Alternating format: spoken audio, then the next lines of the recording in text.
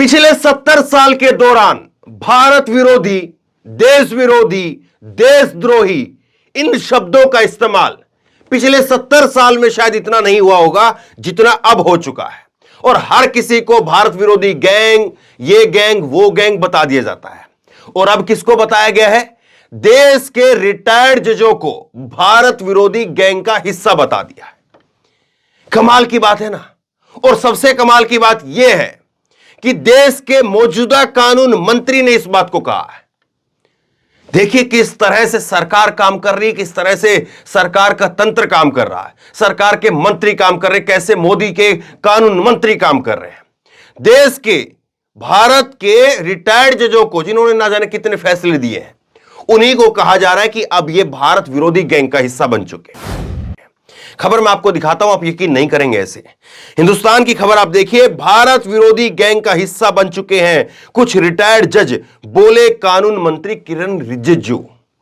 तो किरेन रिजिजू साहब ये कह रहे हैं, मोदी सरकार के कानून मंत्री कह रहे हैं इस बात को कि भारत के कुछ रिटायर्ड जज भारत विरोधी गैंग का हिस्सा बन चुके हैं।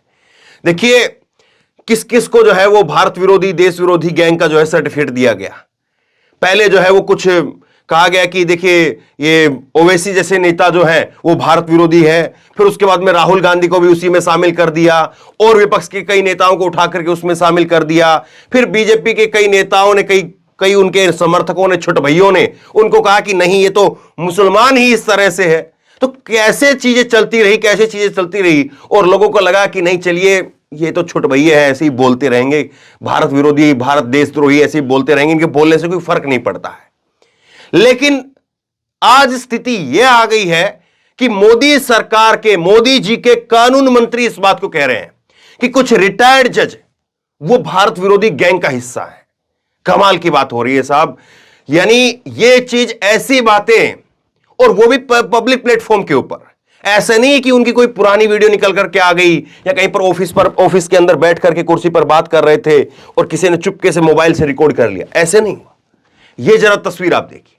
ये इंडिया टुडे के कॉन्क्लेव के अंदर ही पहुंचे थे, एक बड़ा इंटरव्यू हुआ और उस इंटरव्यू के अंदर इन्होंने बात कही है। अब पूरा बयान हूबहू वो भी मैं आपको दिखाऊंगा।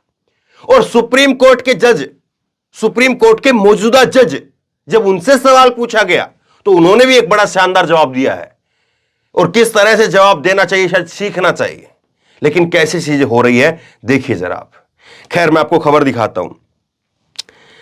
ये हिंदुस्तान, इसमें आगे लिखा है, रिजिजू ने कहा कि सेवानिवृत्त न्यायाधीशों में शायद 3 या 4 न्यायाधीश या कुछ कार्यकर्ता ऐसे हैं जो भारत विरोधी गिरोह का हिस्सा हैं। ये लोग कोशिश कर रहे हैं कि भारतीय न्यायपालिका विपक्षी दल की भूमिका निभाए। उन्होंने कहा कुछ लोग अदालत भी जाते हैं और कहते पाए जाते हैं कि कृपया सरकार पर लगाम लगाए, कृपया सरकार की नीति बदले। ये लोग चाहते हैं कि न्यायपालिका विपक्षी दल की भूमिका निभाए, जो संभव नहीं हो सकता है। उन्होंने कहा कि न्यायपालिका तटस्थ है। उन्होंने कहा कि न्यायाधीश न तो किसी समूह का हिस्सा है और न ही उनकी किसी समूह से राजनीतिक संबंधता है। ये लोग तो खुले तौर पर कैसे कह सकते हैं कि भारतीय न्यायपालिका को सरकार के आमने सामने होना चाहिए। यह किस तरह का प्रचार है? यह पूछे जाने पर कि क्या ऐसे तत्वों के खिलाफ कोई कार्रवाई की जा रही है, उन्होंने कहा कि कार्रवाई की जाएगी, कानून के अनुसार की जा रही है और कोई बच नहीं पाएगा। तो ये उनका बयान है। अब इसके लिए जिम्मेदार किसको ठहराया है वो भी मैं आपको बताऊंगा। सोचिए जरा इस बयान को, क्या कह रहे हैं ये कह रहे हैं कि कुछ जज ऐसे हैं जो भारत विरोधी गिरोह का, गैंग का हिस्सा बन गए, और कुछ जज ऐसे हैं जो चाहते हैं कि भारत में विपक्ष की भूमिका वो अब न्यायपालिका निभाए, क्योंकि विपक्ष अब देश में रहा नहीं। तो न्यायपालिका जो है वो विपक्ष की भूमिका निभाए। और जो है ये कैसे संभव हो सकता है, ये बात को कह रहे हैं। देखिए एक बात ये है, विपक्ष का मतलब क्या होता है? विपक्ष का मतलब ये होता है कि वैसे तो आप जो बात कह रहे हैं, आपकी बात के सामने दूसरा व्यक्ति कोई बात कह रहा है तो वो आपका विपक्ष हो गया। अब बीजेपी सत्ता में है, लेकिन उसका विपक्ष जो है वो कांग्रेस, एक तरह से कांग्रेस एक विपक्षी पार्टी है। लेकिन अगर एक डिबेट के तौर पर, एक बहस के तौर पर हम देखें तो ये चीज निकल करके सामने आती है। अब सरकार, जिसके ऊपर लगातार आरोप लगते रहे कि खरीद फरोख्त करके सरकारें बनवाती है, विपक्ष के तमाम नेताओं पर ईडी सीबीआई के छापे पड़ते हैं, तमाम तरह के जो है वो आरोप लगते रहे। अब वैसे में विपक्ष आरोप लगा रहा है, विपक्ष के नेता आरोप लगा रहे हैं, सत्ता पक्ष के ऊपर आरोप है। और अगर ऐसे में सुप्रीम कोर्ट ये क्या चाहते हैं कि सुप्रीम कोर्ट भी जो है वो हमारी ही तरफ, ये कह रहे हैं कि तटस्थ हो जाए। अच्छी बात है, सुप्रीम कोर्ट को तटस्थ ही होना चाहिए, वो ना इधर ना उधर, बिल्कुल सही बात है। लेकिन क्या आप अपनी जगह पर सही हैं, या आपने वो सीमाएं लांघ करके वो बयान दिए हैं, वो बात कही है जो आपको शोभा नहीं देती है, जो आपको कहनी भी नहीं चाहिए? क्या आप अपनी जगह पर सही हैं? आप अपनी जगह पर सही कितने हैं, कितने नहीं हैं, और उसके बावजूद आप सामने वाले पर उंगली उठा रहे हैं, जजों के ऊपर। और ये पूरी बहस, पूरा हंगामा ये काफी दिनों से चल रहा है। किरण रिजिजू को लेकर के मैंने कई सारी खबरें आपको बताई है, किस तरह से उन्होंने बयान दिए हैं।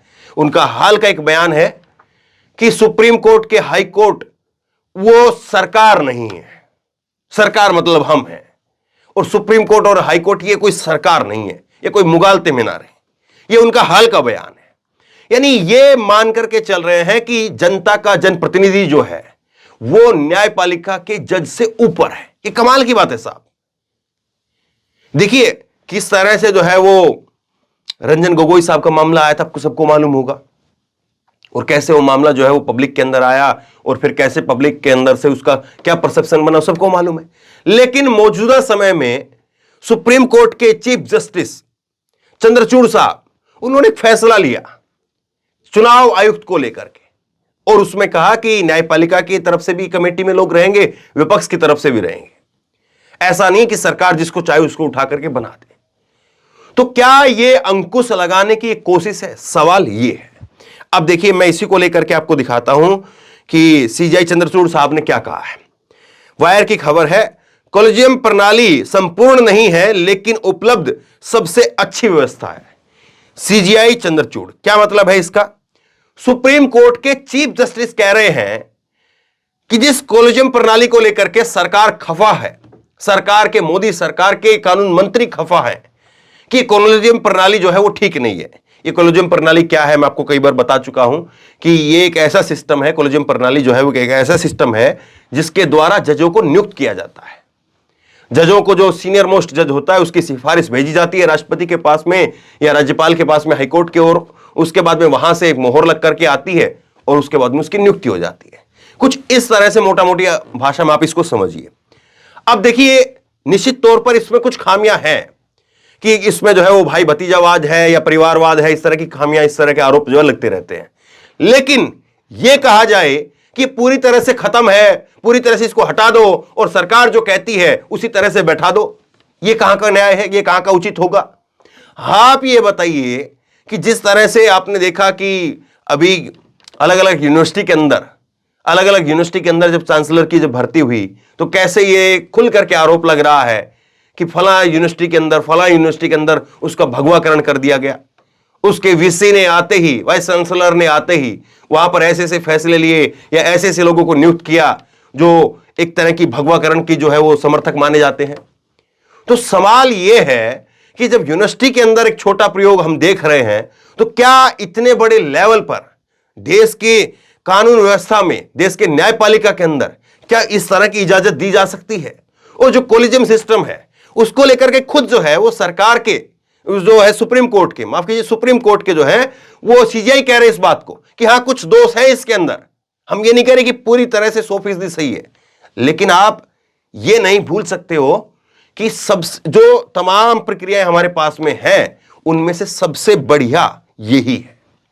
तो कैसे जो है चीजें हो रही हैं, किस तरह से चीजें हो रही हैं, सोचिए समझिए इस बात को, लोगों तक पहुंचाइए। आसान भाषा में, एक टेक्निकल खबर है, मैंने आसान भाषा में जो है इसको आपको समझा करके बताया। लोगों तक पहुंचाइए इस खबर को कि कैसे सुप्रीम कोर्ट के जजों को, हाई कोर्ट के जजों को, रिटायर्ड जजों को क्या कुछ कहा जा रहा है। सोचिए जरा, लोगों तक पहुंचाइए। आप क्या सोचते हैं नीचे कमेंट बॉक्स में लिख करके मुझे जरूर बताइए। और इसी तरह तमाम खबरों के लिए ऑनलाइन न्यूज इंडेक्स सब्सक्राइब कीजिए, साथ में जो बेल आइकन है घंटी है उसको जरूर दबाइए ताकि जैसी कोई खबर अपलोड करें उसकी नोटिफिकेशन सीधे सबसे पहले आपको मिल सके।